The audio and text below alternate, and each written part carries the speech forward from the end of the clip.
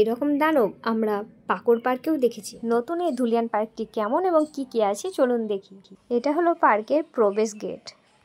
Ticket মাত্র 10 টাকা। Ticket কেটে নেওয়ার পর এখানে গাড়ি রাখার জন্য একটা টিকিট কেটে নিলাম, সেটাও 10 টাকা। পার্কটি যেমন সুন্দর কারুকার্য রয়েছে তেমন পরিষ্কার পরিচ্ছন্ন। এই পার্কে মিলেমিশে বাগিছাগে রয়েছে। চলুন পার্কে প্রবেশ করা যাক। এটা হলো পার্কের বাইরে। এই সংহতি উদ্যানটি 26শে জানুয়ারি 2022-এ উদ্বোধন করা হয়। পার্কটি সকাল থেকে রাত অবধি খোলা থাকে।